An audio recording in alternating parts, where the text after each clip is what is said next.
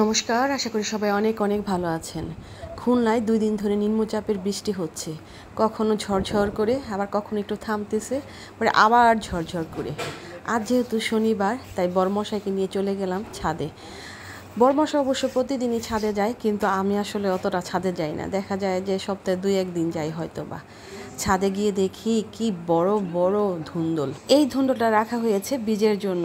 সত্যি কথা বলতে কি, এই ধুন্দলটা দেখে নাই, ডালের উপর ছিল, কখন যে বড় হয়ে গেছে আর বাতি মানে পরিপক্ক হয়ে গেছে বুঝতে পারি নাই। যাক, সমস্যা নাই, এটা বীজের জন্য থাকুক। বাকি যে ধুন্দলগুলা সেগুলো পেরে নিচ্ছি। আমাদের ফ্রিজেও কিন্তু অনেকগুলা ধুন্দল আছে। এত ধুন্দল হয়েছে, আশেপাশে প্রতিবেশী আত্মীয় স্বজনকে দেওয়ার পরও অনেক ধুন্দল খেতে খেতে আর ভাল লাগছে না। তো বরমশাই বলল শুধু ধুন্দল না, এদিকে ঝিঙ্গাও লাগানো হয়েছে। দেখেন কত ফুল ফল। বলেন এত ধুন্দল কি করে খায়, আর প্রতিদিন ধুন্দল খেতে কি ভাল লাগে? তো ওই যে দেখাচ্ছে একটা চাল কুমড়াও আছে এই জায়গায়। অনেক শাকসবজি লাগানো হয়েছে। আমাদের তেমন একটা শাকসবজি কেনা লাগে না। আর টালটা দেখেন বৃষ্টির পানিতে এত ভারী হয়ে আছে, মনে হয় এই বুঝি আমাদের মাথার উপর পড়বে। আজকে ছাদে গিয়েছিলাম সকালবেলা, যেহেতু অনেক ভ্রমর আসছিল, কালো কালো বড় বড় ভ্রমর। এগুলো দেখতেও কিন্তু খুব ভালো লাগতেছিল। আর এই যে দেখেন কি সুন্দর আঙ্গুর ফল হয়েছে আমার লাগানো গাছ।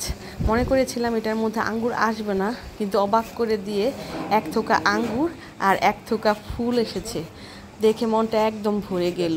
ছাদ বাগানটা দেখেন, এটা আমাদের 4 তলার ছাদ বাগান। 3 তলায় অবশ্য আরেকটা ছাদ বাগান আছে। এই যে কথা বলতে বলতে 3 তলার ছাদ বাগানে চলে আসলাম। একটা কি সুন্দর জালি। আর বরমশাই দেখাচ্ছিল সে শশার বীজ লাগিয়েছে, সে জায়গায় শশার গাছ হয়েছে। আমাদের ছাদে এক সময় অনেক শশা হয়েছিল, কিন্তু শশা খুবই সেন্সিটিভ গাছ, মানে গাছের গোড়ায় একটু সার দিয়েছিল, সে আসলে জানতো না। একদম সকালে দিয়েছে, বিকালবেলায় পুরা গাছ ডলে পড়ে গেছে, এক গাঁথা শশা সহ। যাই হোক, দেখেন কি সুন্দর ঢেঁড়স। আমরা এবছর ঢেঁড়স কিনি নাই। দেখা যায় প্রতিদিন 4-5টা ঢেঁড়স হয়, 3 দিন পরে ঢেঁড়স ভাজি করে এতে আমাদের একবেলা হয়ে যায়। পুঁই শাক, মারে মা, এত পুঁই শাক গাছ। তবে এইবার পুঁই শাক খাওয়া হচ্ছে খুব বেশি, কারণ আমার ছেলেটা পছন্দ করে পুঁই শাক খেতে, সে খুবই ভালোবাসে। এর আগে অবশ্য সে এত পুঁই শাক খেত না। দুপাটি গাছ, এই রঙটা দেখেন কি সুন্দর, কি যে রং, মানে রঙের নাম যে কি বলবো বুঝতে পারছি না। এটা কি মিষ্টি কালার নাকি জানি না। আর এদিকে পুঁই শাকের মানে গাদা হয়ে রয়েছে। পুঁই শাক আসলে অত বেশি যত্ন লাগে না পুঁই শাক হওয়ার জন্য, যেখানে সেখানে পুঁই শাক হয়ে থাকে। আর আমাদের ছাদ বাগানের পুঁই শাক সত্যিই অনেক টেস্টি। আর এই যে দেখেন কি সুন্দর একটা বেগুন চুপি চুপি দেখা দিচ্ছে, বাতাসে দোল খাচ্ছিল, নিম্নচাপের বাতাস ছিল আর সব গাছগুলো দোল খাচ্ছিল। এত সুন্দর লাগছিল, আর বাতাসের মধ্যে কি সুন্দর একটা ঘ্রাণ যে ছিল, এই ঘ্রাণটা একদম মানে হৃদয় স্পর্শ করছিল।